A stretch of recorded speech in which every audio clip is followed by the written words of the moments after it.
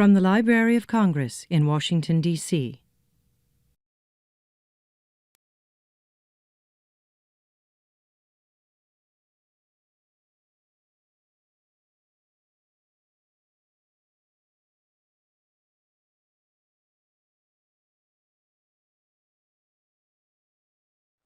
Hello, my name is David Plylar, and I'm a music specialist at the Library of Congress. And it is my great pleasure to be here with Kristian Bezuidenhout, who gave us an amazing fortepiano recital last night, where he played works by Beethoven and Haydn. And today we managed to corner him and keep him here for a little bit longer so that we can show him a few of our treasures from our holdings at the Library of Congress. We have a bit of a kind of a Viennese and Austrian special set of selections that we're going to take a look at. So thank you for being with me. Great pleasure. Thank you, David. I thought we would start with a piece that you have recorded. Yes. With Petra Muljans. That's right, yes. Who is a co-founder of the Freiburger Barockorchester. And it's a lovely recording. And this is Mozart's Violin Sonata in G major, K379. And we happen to have it here, so I thought that would be extraordinary. Yeah.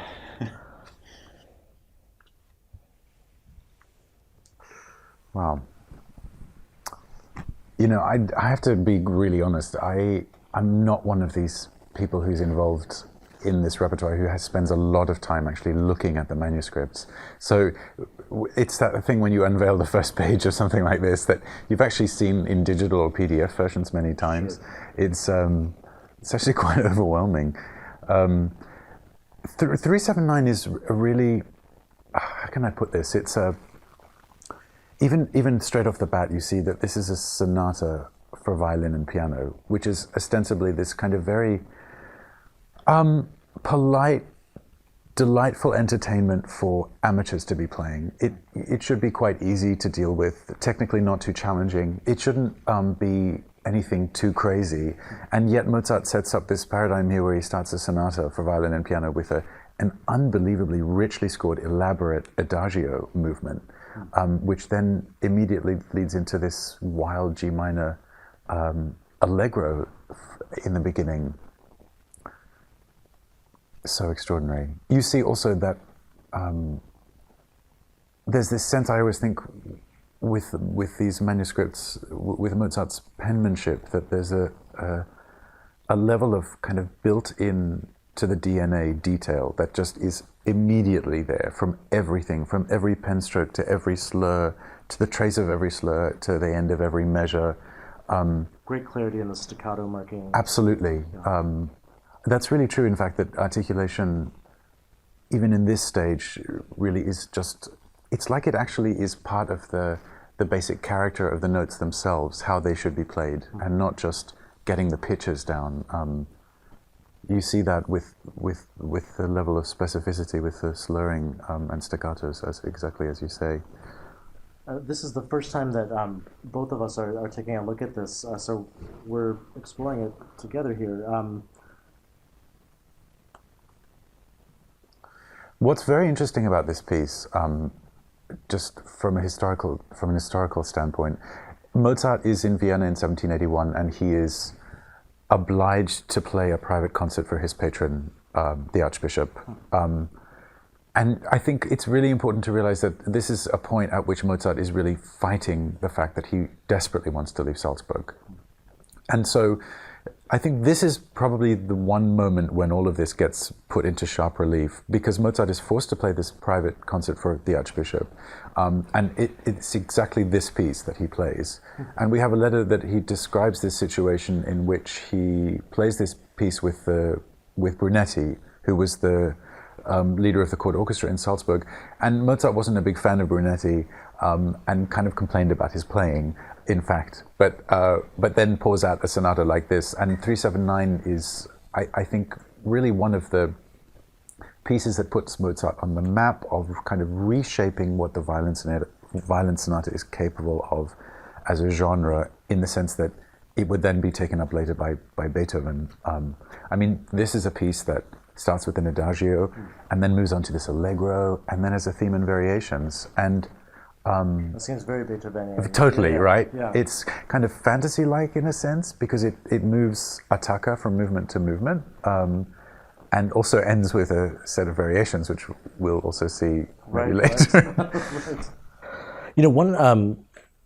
So was he already? He was on his way to. He's newly in Vienna, or just is right at that cusp of I that? think break hadn't yet happened. I think it happened in May, maybe 81. This was right before that, if I'm not mistaken. I could be dead wrong, but it was all about to go horribly wrong.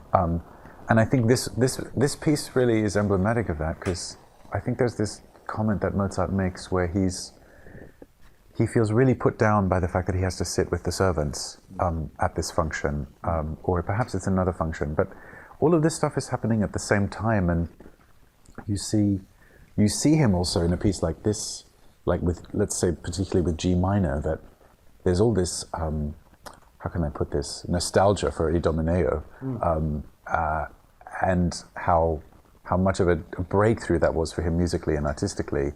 I think it comes through very strongly in this piece, alternation between G major and G minor, these kind of dramatic pauses, Sturm und Drang, Idomeneo style writing, and kind of wild virtuosity as well. You know, speaking of that, the part of what comes out of this to me when I'm looking at it is that we always have this image of Mozart and like Mozart and Mendelssohn as being perfect from the very moment that they write something down. But there's very clearly some alternative thoughts and some vacillation perhaps in the process, which is both humanizing and, yes. But also, I mean, in the end, he still creates this amazing work. Yes. But it also, you know, it offers something of a. I always think with these composers that we hold so highly that there's a. I always, whenever people say you couldn't change a note, I always think, well, if they probably could have come up with something that was equally as good, just a different variation of it. But this brings up such a good point, David, because it especially with Mozart, we're really trapped by the tyranny of this idea that every note is preordained by the heavens or the cosmos, and Mozart just sort of writes it down. But you see this really with everything. There are very specific examples like the C minor piano concerto, which is one of the messiest, most fraught manuscripts that you'll look at, and like things that you see here in 379, where Mozart crosses out certain things and revises them or changes the figuration a little bit, like the actual notes that he once played. You see that constantly in a piece like 491, where he is actually still very much in this kind of process of figuring things out, even in this stage of the manuscript. That is unusual for Mozart, and you see it sort of changes character in a way. Like the first page is sort of very Apollonian and kind of perfect and everything in its place, and then somehow I like to think that when we get to G minor and things get fraught and a little bit more dramatic, it gets a bit messier and a little more disorganized in a sense, or a tiny bit more unsure of itself in a way. You know, another thing I noticed in this, maybe in this region right here, you know, one of the things that composers who write by hand, there still are some who to this day still write by hand, which I appreciate, especially at the library, we appreciate when they give us their scores. Is the order that you write something in, if it's not a finished thing, that does have an impact on then when you realize after you've written 4 bars of something that, you know, with the long notes, and then you have to fit a bunch of short notes in. Absolutely. You know, it seems like that's a kind of a problem that composers have never outgrown, and you can see that perhaps Mozart was slightly afflicted with that here in terms of some of the tightness of the writing. But it's extraordinary that he can really fit in those 30-second notes, isn't it? Absolutely. Yeah. You see this especially with Mozart. He runs into this problem where he has memory issues, because you'll see that he'll write out certain things, let's say in a piano concerto, like he'll write out certain keyboard notes, and then he'll go back and write, he'll go back and fill in, let's say, the second violin or something like that, or there'll be some voice that has to be dealt with later, and he'll forget what he's written in another voice, and there'll be clashes. In the C minor piano concerto, there are tons of places where there are just literally wrong notes together, because the stage of composition is so delineated by Mozart or separated, that he writes things at different times, and his memory doesn't allow him to keep up with what he's written, and he's not really checking vertically. He's still really just writing in this direction, horizontally. That's very interesting. And of course, it's not such a problem in a piece for 3 lines, like one violin and two piano staves, but problematic in an orchestral. Hugely problematic, especially when you add trumpets and timpani, and yeah. And they're different keys, right? And it's also very interesting to see how things look. You know, when you step back and you see moments that are really, you know, where the ink is really comes across as really sharply black or very delineated, and then these other places that now it has such a beautiful kind of patina to it. It's really yeah, and I'm not an expert in this at all, but it does have this. It does have this look of. Also, you can kind of see the ebb and flow of dipping or something like that. Maybe at least that's my supposition for how it might attain this type of a look. I think it's really it's very touching to see this, actually, because you start to see that, I don't know how I can put this quite, but the sense that around this time Mozart is beginning to understand the latent artistic, how can I put this, artistic potential for a genre like this, like the violin sonata, which is really locked, kind of trapped away in this bourgeois amateur milieu, where it's just supposed to be delightful entertainment for people playing at dinner parties. And I don't know why I'm so struck by that. Maybe because it's a triple time piece in G minor, preluded by an adagio, that it really seems like he's saying, possibly unconsciously, wow, this is going to be a genre that will become very attractive to Beethoven as a real art form genre, much like the piano sonata becomes for Beethoven. And yet, after this shocking movement in G minor, which ends forte with octaves and tremolos in the right hand, then you turn the page and you have this incredibly kind of innocent, rococo, genteel set of variations in andantino and 2/4 time, and you also see that Mozart is still saying, "Oh, well, it's still very charming, actually. Now, don't be too shocked by what I've just done." That is fascinating, because the notion that it doesn't quite fit into its function, its assumed functional role, that yet so much energy, whether, you know, maybe for Mozart it wasn't as much energy as it is for other composers, but the amount of thought and energy that goes into the production of any work, it's I think that's always worth respecting and thinking about, like you are. For sure. Go ahead. Interesting that you're absolutely right what you say about these space issues. This is surprisingly kind of jammed together in places. I mean, like many of these variation sets for violin and piano, Mozart always has a variation for solo piano. Just such an interest. It's a very, I don't know, it always struck me as a very modern idea. It's like, no, okay, thank you for the theme, but now let me be the first to do this. It's quite combative, or it's a little bit like, okay, now let's see what you can do. But he does really jam a lot into this first, and I can tell you this is such an alarmingly, this is a very tricksy movement, let me put it that way. The theme is very charming and not easy to play, but seems like, okay, this is lovely. And I can tell you the first variation from the keyboard is so awkward, very awkwardly written. For Mozart, surprisingly difficult to play, even though it sounds very easy. It's a very curious piece, and it just takes you by surprise. He sets up this structure in the theme where the beginning of the theme is quite lyrical and easygoing, but then he has these moments of mini drama where he goes to A minor and then back to C major, and in all of the variations that moment becomes more and more dramatic, and I think more and more technically challenging. So in the first variation, it's actually these octaves in the bass in the piano all of a sudden, and then hand crossing without any warning. And then the violin does its first variation, which is also sounds really chirpy and charming, but is very awkward, actually. And then you can see that Mozart has to fit in all of these tiny hemi-demi-semiquavers in the third variation.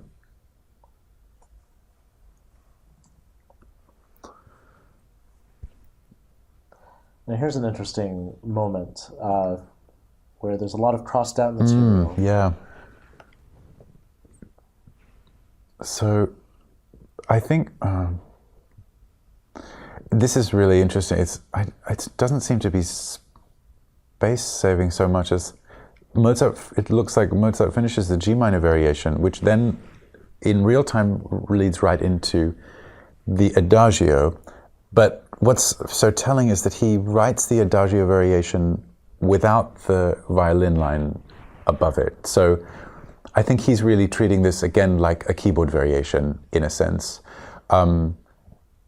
I think clearly not, the idea is not that he wrote the keyboard variation and thought this will be a variation for keyboard alone and then decided to add the violin line later.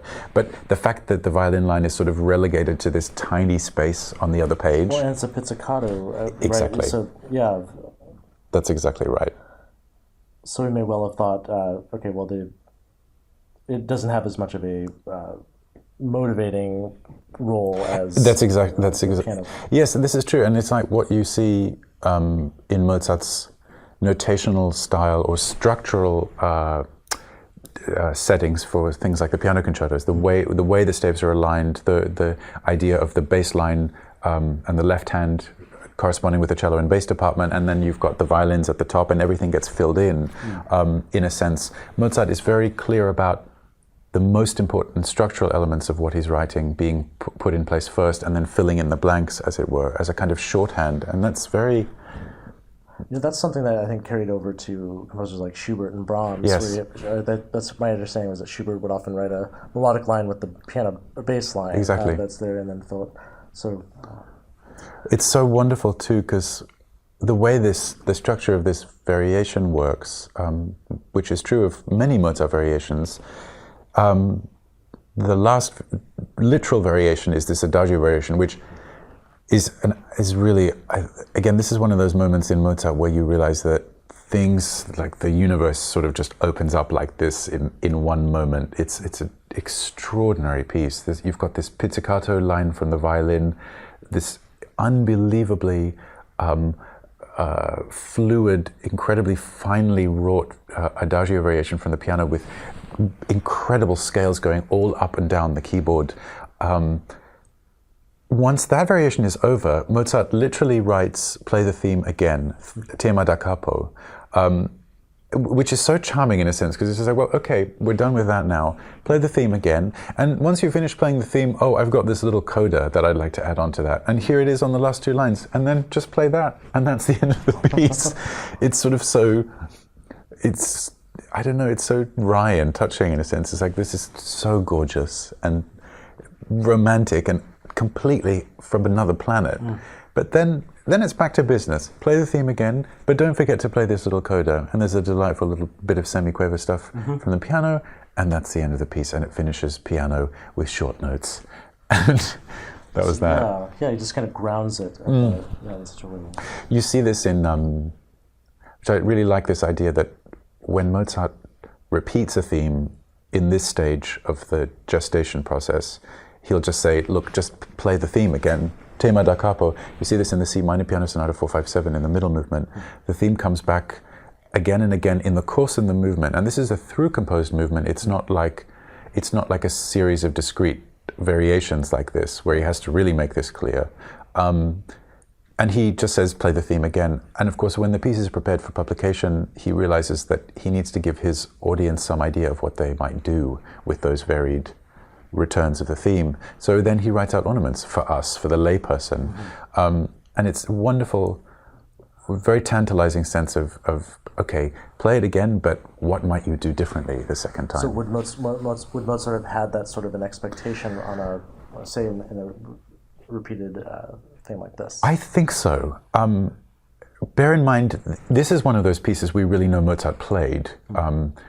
Mozart played a lot of his music, but he also, we know that there's music that he didn't get a chance to play, or was possibly played by other people, or that he really wrote for other people in mind, like Barbara Ployer, his student.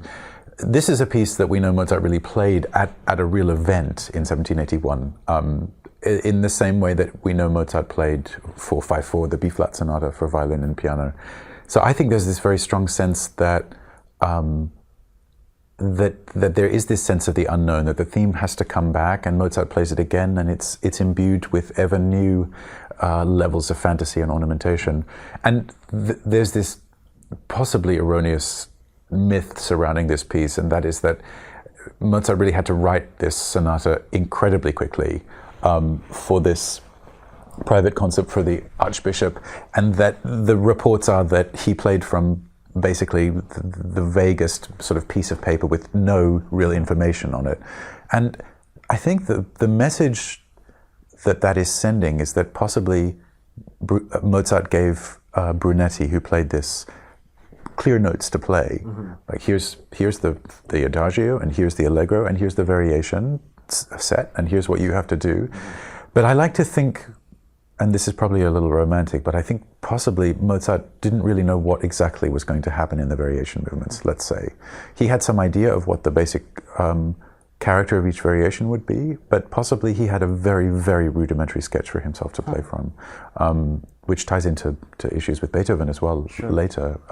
But this is really a case of a composer actually being involved in the performance of something, and that this being the manuscript stage of a text like that, which is probably, compared to what he played from in the performance, even a much richer, more fully documented version of that. Well, why don't we, this is fascinating, and why don't we compare this, well, we don't have a direct comparison, but why don't we take a look at some works that straddle this year, in terms of, we have a recent acquisition of a new Haydn manuscript, and also one that we've had for a while, so a Haydn Capriccio and a Haydn Sonata. Right. We can kind of situate them in vis-a-vis, this. Fantastic.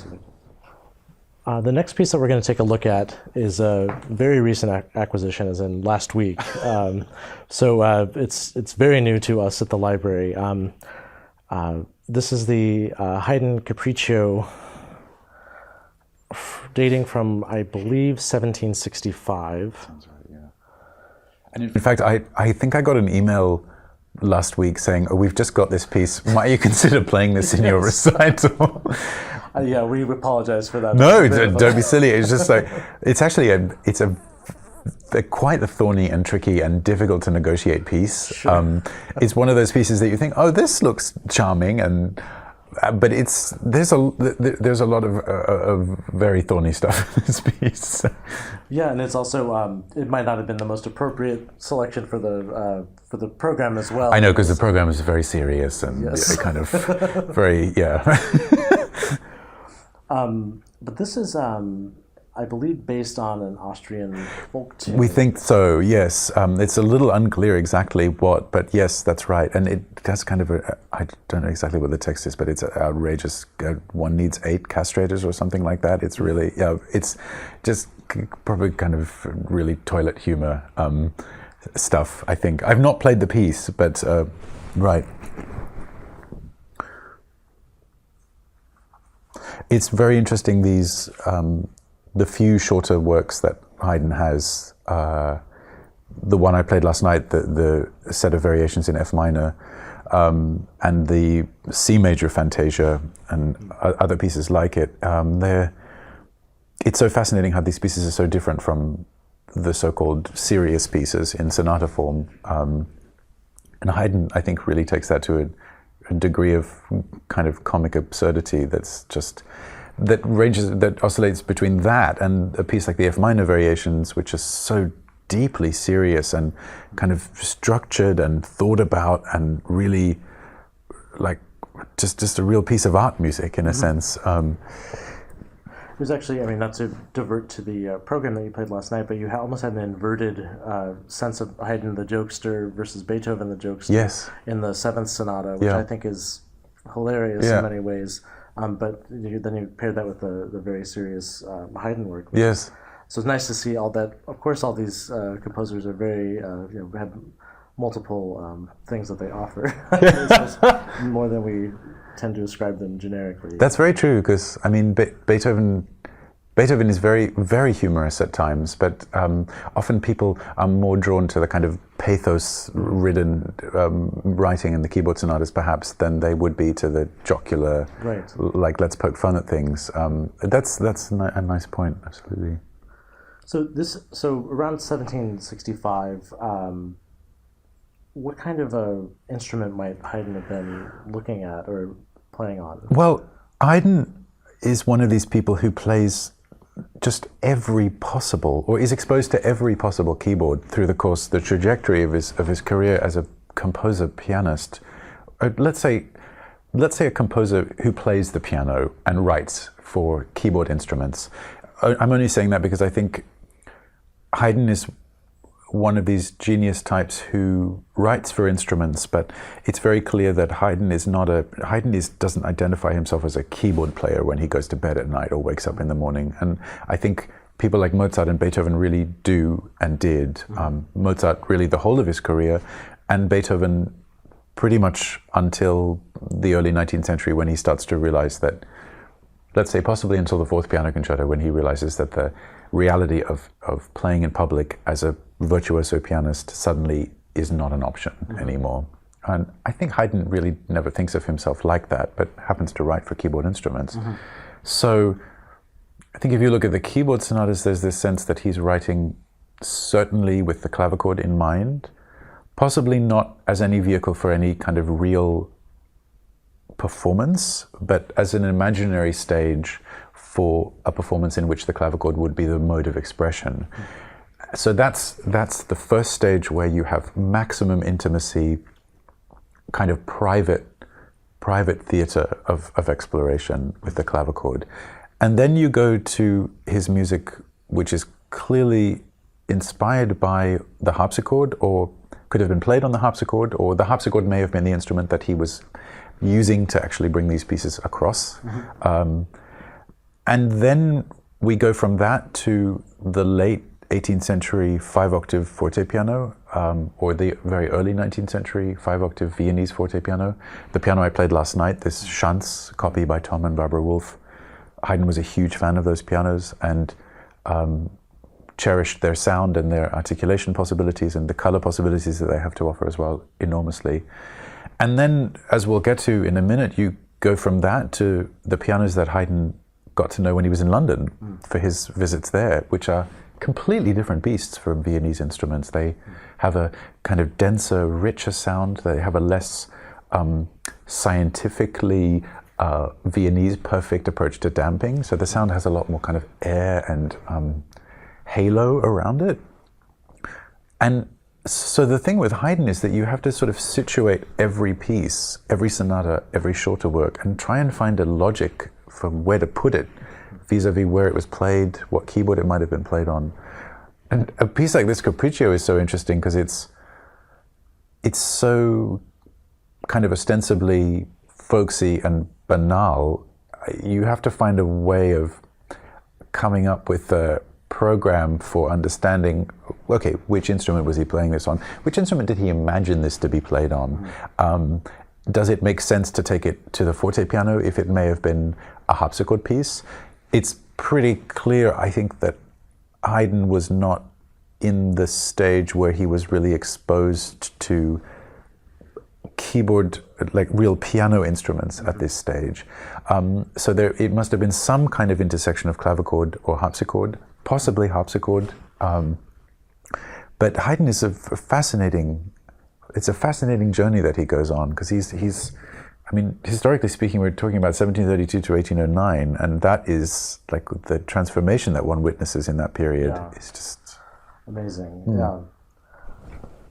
But you can see also, I think it's so interesting that this is a folk song, so one's not expecting mega sophisticated or complicated notational extras, but there's really no articulation of any kind. It's just the notes. There isn't a dynamic marking in sight. I thought it was interesting in 379 in the Mozart that Mozart begins with not a huge amount of information about dynamics. He doesn't say, you know, dolce or mezza voce or anything like this, or forte or piano, but the articulations are cared for in such a deeply detailed way. But here we have nothing. We have moderato to tell us what the character is. It's probably forte because most pieces begin forte unless you hear otherwise. Occasional ornament, but just... Exactly. Yeah. A kind of wedge here or there to show lightness. But it's really just, it's kind of presentational in a sense. And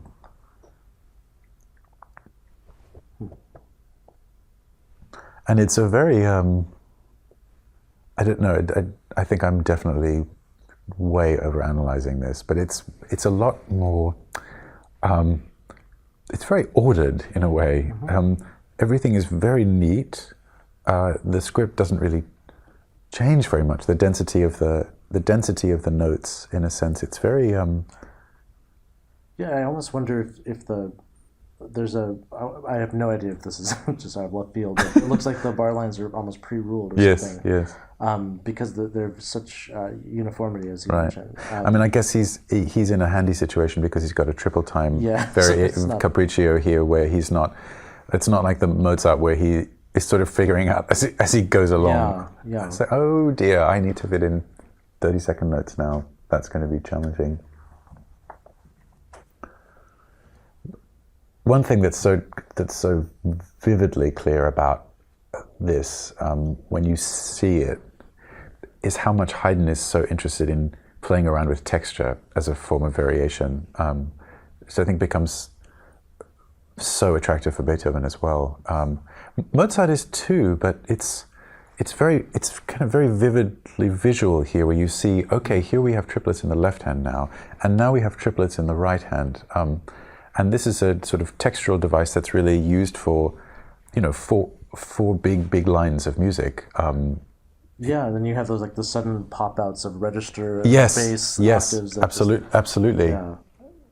Yeah, it's quite theatrical, but also effective, just in terms of setting up that kind of not a swamp of sound, but something sort of like just a lot of. Well, that's the thing, is that when you've got he's got this theme, obviously, but it becomes the charm of these variation sets, or a capriccio like this, or any type of thing where something is repeated over and over, and it gets subjected to these modifications.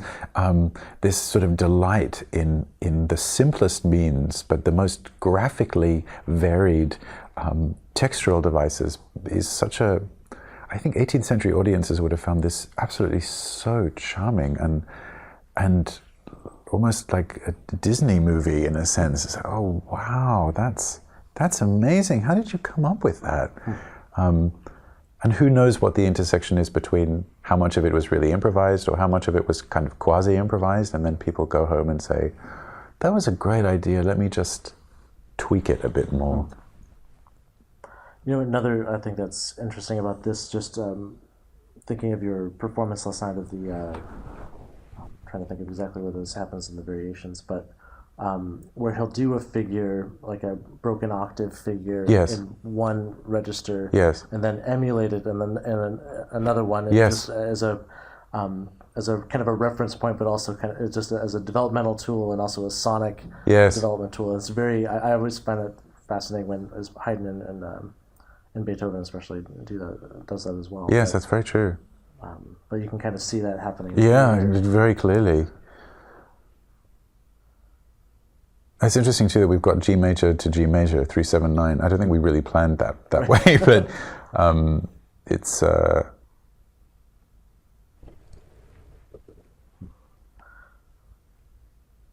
You know, one thing that pops out here also is that there's this stretch of about 6 or 7 bars where it keeps going a little bit, where the ink seems distinctly different. It does.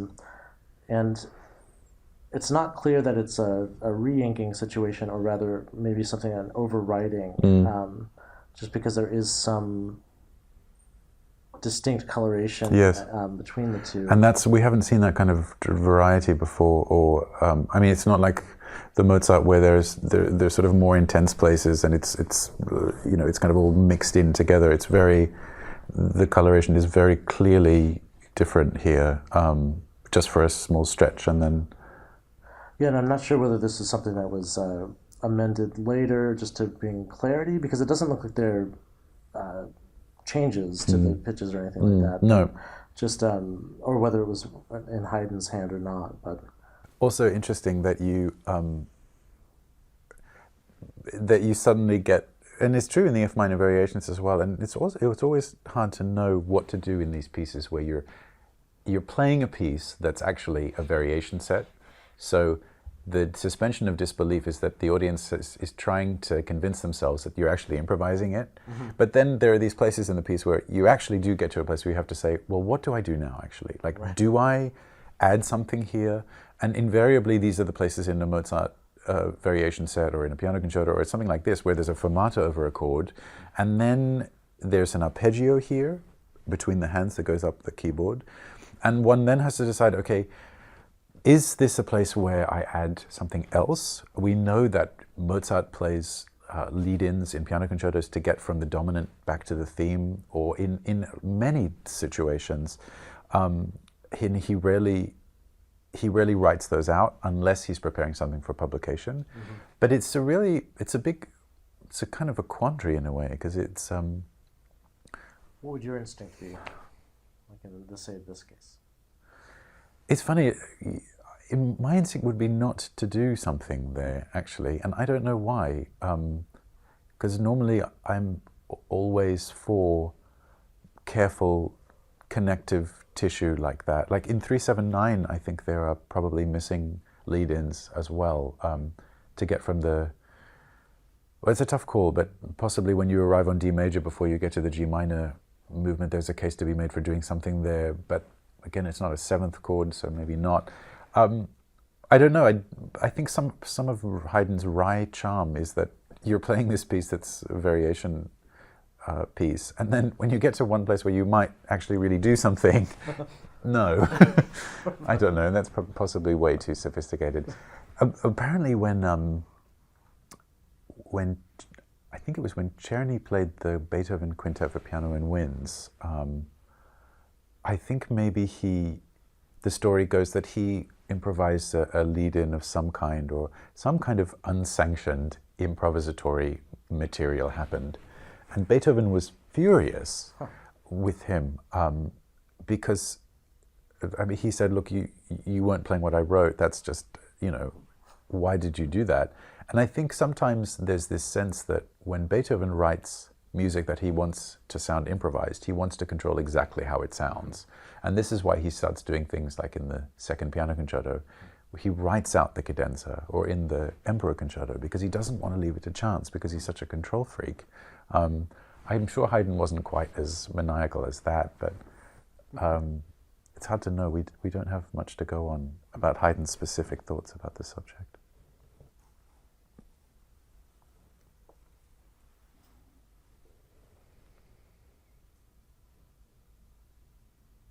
Right, and I mean, these tropes as well, you see these variation movements, they have everything. They have triplets, they have a minor variation, they have broken notes in the octaves, they have octaves with seconds as well, all these kind of stock virtuoso devices that are really, I mean, I hadn't thought of it until now, but the fact that this is really so early really shows you where a lot of these default settings come from for someone like Mozart 20 years later. Right.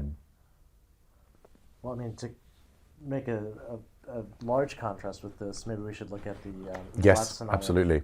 From about 30 years later. Yeah, that's extraordinary to even think of, that it could be 30 years later. Right. I mean, Schubert has 1 year of life left. Right. Mozart has 5.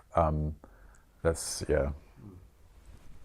So Haydn, it's so tantalizing, all these concurrent events, because Salomon invites Haydn to come to London. It's a kind of big celebrity star composer. I mean, in a certain sense, this is kind of one of the first times this happens, that a composer is invited to come to a foreign city as a celebrity composer. I mean, Haydn is not coming to London to play to play concerts as a pianist because he's a well-known virtuoso. He's coming because he's a celebrity, and they want him to write music specifically for the London visit, which is played in London for the first time. I mean, someone like Mozart travels around to cities, but he's writing music for those cities in the hope that they might give him some position. And Haydn is not doing that in London. He's just there to kind of sit tight, get paid a lot of money, and write music and enjoy a kind of paid vacation. And what's so interesting is that it seems like Salomon was desperate to get Mozart to come to London as well. And Mozart was an avowed Anglophile. He loved English things and was very interested in English, and just so I don't know, kind of wistful to think what might have come of a Mozart London visit. Sure. You know, at that stage of his life, because of course he was there in the 1760s. And would he? Forgive my ignorance on this, but so Mozart would not have had as great exposure to the other types of keyboard instruments as Haydn as well? No, well, this is a very good question. I mean, it's very clear that Mozart's training is very much organ and harpsichord based. I don't know how much clavichord Mozart would have been playing, and I'm not sure that Mozart ever had a very clear sense of the clavichord as being a kind of expressive tool for him, in the same way that we know it was for Carl Philipp Emanuel Bach or also for Haydn.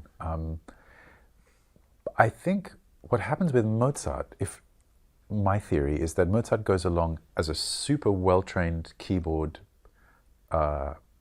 pro from the harpsichord and the organ, and then in around 1775, 6, 7, he starts to change his thinking in a way, and that coincides with the fact that he gets to know these South German fortepianos built by Stein, and I think they kind of, things lock in a certain way where he kind of has a very strong idea of what the sound that he wants to create from his music because of this new piano and the possibilities that it affords him. He played square pianos when he was in London in the 1760s, when he was touring around and had met Johann Christian Bach. But I think it's that moment in the middle of the 70s when he realizes that he doesn't want to be a violinist anymore, really, because it represents the tyranny of his father and Salzburg. And he finds this gorgeous new piano and he says, okay, I could write lots of music for this piano, which is deeply idiomatically designed for it. And then maybe I could move to Vienna later and become a big star, and maybe I could play public concerts on this instrument and and then I could get a job as an opera composer, because foot in the door. But Mozart doesn't play English instruments. And that's what's so fascinating about this visit to London, is that Haydn meets these newfangled English/French style pianos, which are so, as we said earlier, so different from Viennese instruments. And then he has to come up with a way to write for them that makes sense for the English public. So you see, and again, this is all, you see these richly scored left-hand chords, four notes, really dense. I mean, and look at the second chord, this E-flat 7 chord leading to A-flat major. I mean, that is really thick business down there. It's really like chocolate, deep, full fat chordal writing, which is curious because, in fact, these English pianos are known for a much kind of denser, richer sound anyway. So you might think, well, wouldn't Haydn write less dense chords? Yeah, but he's sort of embracing it. Totally. He's like, okay, we'll really do this. But you can tell that his sense of textural awareness vis-a-vis what the instrument has to offer is just instantly in place. You've got thick chords around the tenor region, nothing too high, but then immediately he transfers some of these motives and themes to an octave higher, and crucially with the left hand playing in this very light kind of harp-like guitar area, and then even higher than that after that in thirds, sort of non-music in a sense, like just a little motive repeated again, and then thirds kind of cascading down, which return to some kind of thematic material again. But the whole thing is very choreographed, very visual, very theatrical in a sense, and you can just sort of see it. It's like, I mean, even when you step back, it really looks like a story is being told in a sense. And also notice how, I mean, compared to the Capriccio, how super fussy Haydn is in this piece. Start with the dynamics. Yeah. And we have, and slurs that are sometimes in curious places that go curiously long as well. Accents in metrically weak parts of the bar, very specific two-note slurs that are then followed by wedges and short notes. It's a very, clearly very cultivated, very thought about, really artfully put down on the page, not just the material, as it were. Yeah, and I guess I didn't think to look at another edition of this before coming over, but just speaking of what you're saying, but the clarity of the slurs that he's writing in, we have it there, but then they're suddenly absent. Yes. Would the assumption be that we meant that to be a simile type of... This is such an amazingly good question with Haydn. I mean, you see, like in the Capriccio, the lack of articulation cannot stand for the idea that there's no articulation going on. Right. The question is just what is the basic character that he's trying to convey, and what is the articulation that you use to bring that across in the best way. I think Haydn is really one of these people who tries to set up a basic paradigm notationally or with an articulation, and then he tries to say, okay, now go out into the world and figure out the rest for yourself. Mozart very rarely does that, but that's a wonderful example of that. We can get a bit caught up in our kind of or text mentality when we see that slurs are not there, then we stop playing connected, and I think that might be a little bit too literal of an interpretation for a lot of this stuff. On the other hand, it's all shades of grey. One has to be very careful about coming up with any rule that suits way too many situations. I think it's all really case by case in a situation like this. Sure. Although these English sonatas are fiercely detailed by Haydn's standards, both articulation, in matters of articulation, and also dynamics. There's this theory that's posited that Haydn writes these English sonatas, and then the idea is, well, what happens when you get back to Vienna and you want to play this gorgeous new piece that Haydn wrote in London, but we haven't had the chance to play it here yet? And what do you do? Like how do you play a sonata like this on a Viennese instrument from the same time versus those people who got to play this in London on a Broadwood or something like that? And it's a wonderful sense of fun about people discovering these pieces and thinking, gosh, what is Haydn thinking here? Right. They would have had more variety kind of at their fingertips depending on where they are regionally than we do today. That's right. Homogeneous. Absolutely. That's very well put. I think too, when you look at these, when you look at something like the E-flat sonata, the C major as well, you can just really see how much of a theater of gestures, kind of absurd comedic stuff, wildly differing textures and moods, it's just built into the rhetorical style of this music, and which is so beguiling and attractive for someone like Beethoven. I mean, we don't really have any kind of gorgeous melodies to latch onto here. It's just sort of these kind of almost second Viennese school style, like little snippets of things, and then stop, and now this thing, and... Well, I mean, even here, like you have this moment here that strikes me as a very Beethovenian type totally of approach, just to kind of isolate dramatically. That being said, it's again very super Beethovenian in the sense that the basic setting that's established in a movement like this, which is kind of grand martial E-flat dotted rhythms, but then these weird textural contrasts in the upper treble, combined with sort of flippant short notes, and then intimations of melody in the tenor regions, but never really fulfilled, is then completely contradicted in the second movement, in this E major. Which in itself is a strange... Which is, I mean, again, like what does someone in 1793 make of that choice? I mean, this is something that Mozart would never, in a million years, even consider as a key choice. But then you've got this kind of richly lyrical, heartfelt melody in E major. I mean, it's a melody, but then it's also fragmented and it breaks down into these shorter notes that you see. It's kind of a little bit like Beethoven in the sense that it's just kind of a state of being. It's a kind of psychological position that you're in a movement like this, and not so much this beautiful melody that has, you know, antecedent and consequent and exactly you know what you're going to get. I mean, the phrase structure is clear, but it's always so theatrical, so like not grounded in reality somehow.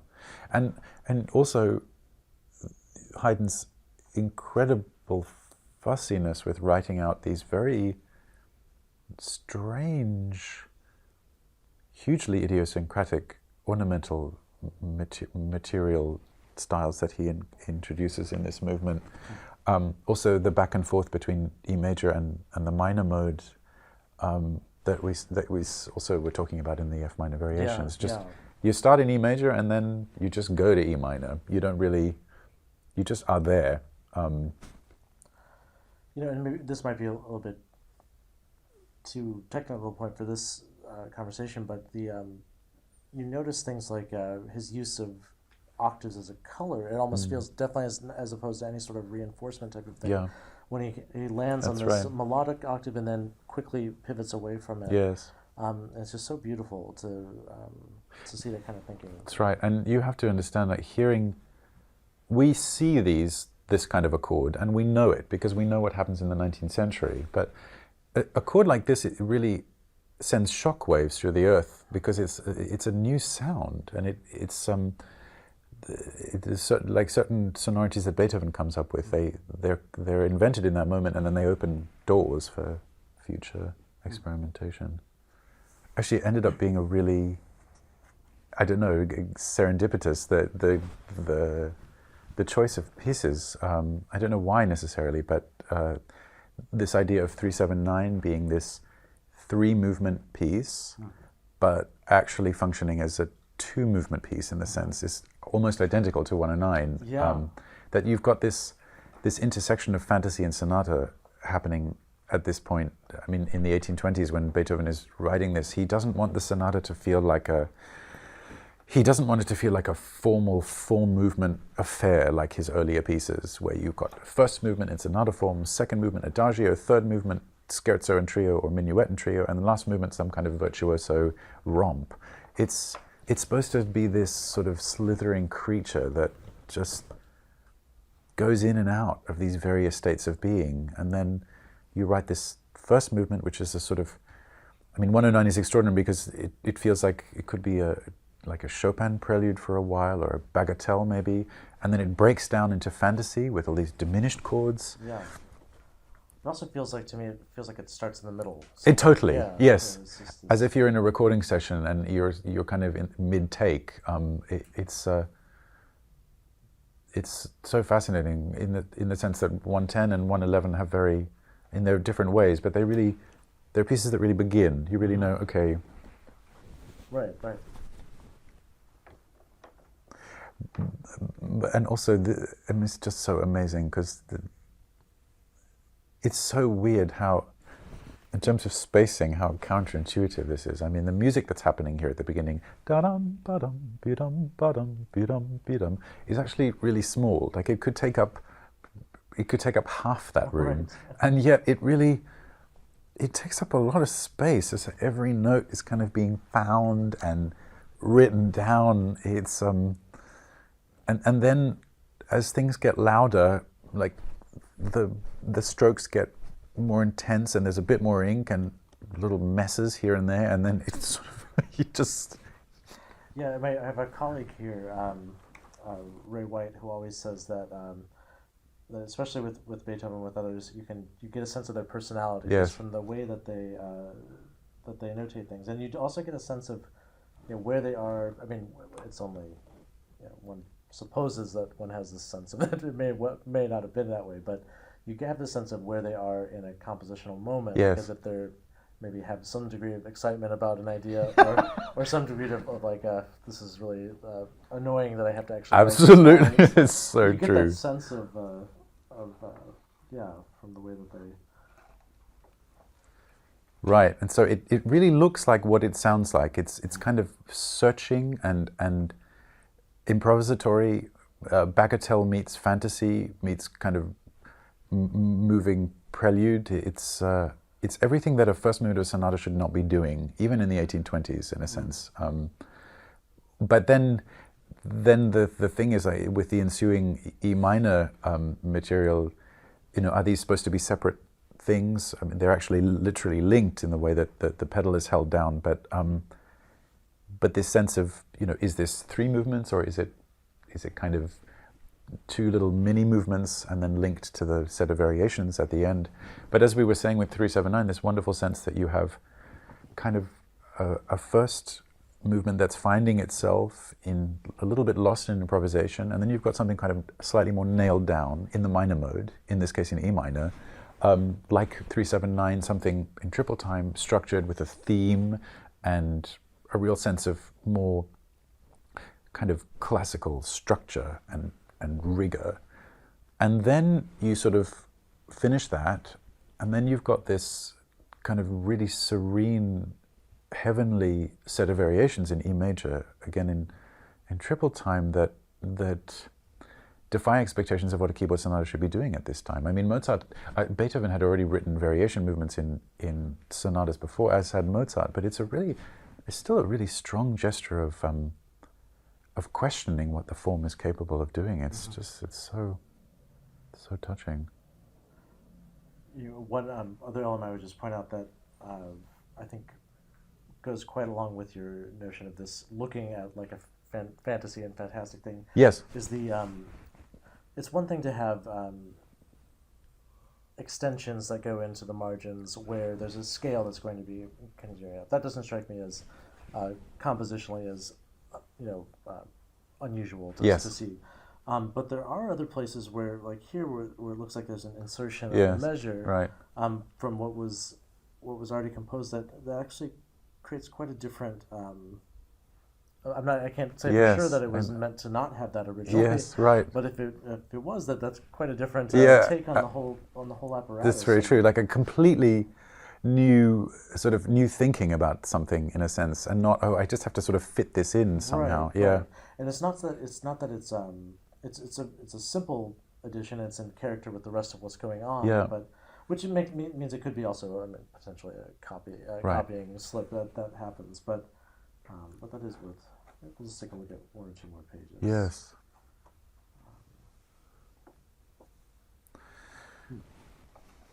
Yeah, it's so amazing. These places where the piece really breaks into these fantasy moments, where you have these cascading arpeggios down and up. They just look like that. They're appropriately hectic or fraught. They just really look like trouble. Yeah, and then you have this literal writing out of forte that is almost angry. It's like, okay, I get it. Yeah. I mean, I know that he would often have that at different places to make sure that the performer remembers. Yes, right, and it's just pure emotion somehow. Let's see if I can go down to later.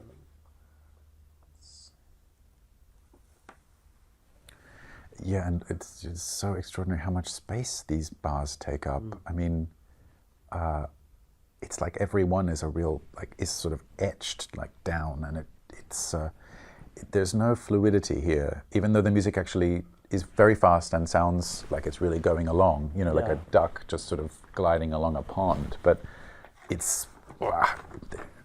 there's a sense of every bar being kind of fought for and won. And here's the Andante molto cantabile. And again, somehow this sense, I think Haydn and Beethoven are really lined up about how they think about keys so strongly. Like this could be, this is absolutely cut from the same cloth as the E-flat Sonata from the 1790s. It's this sense of hymnal, devotional E major, a piece of great reverence and internal kind of struggles with divinity or spirituality. These are really strong ideas for Beethoven, and I think maybe not. He didn't literally get them from Haydn on a philosophical level, but they're the same. They're the same struggles, and E major is a very strong choice of key for him, I think. And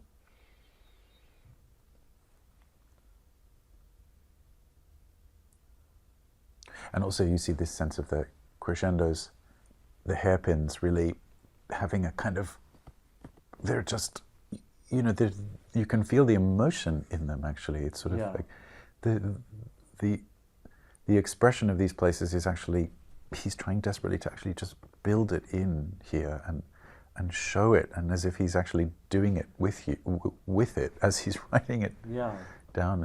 It's a performative aspect to the writing. Totally.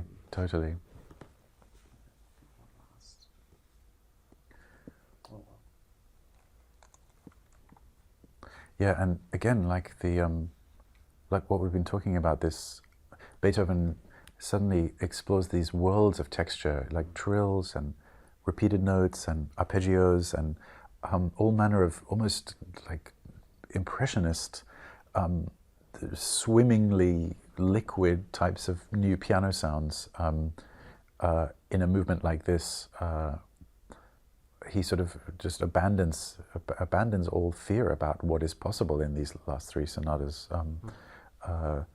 Any type of new figuration that's possible, especially in 111, but also crucially here in 109. Just and again, these the trajectory of that through the three pieces is really, the four pieces is really fascinating.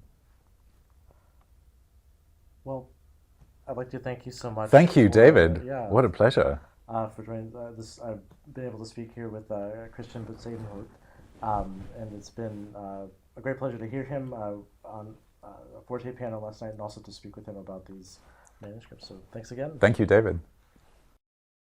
This has been a presentation of the Library of Congress. Visit us at loc.gov.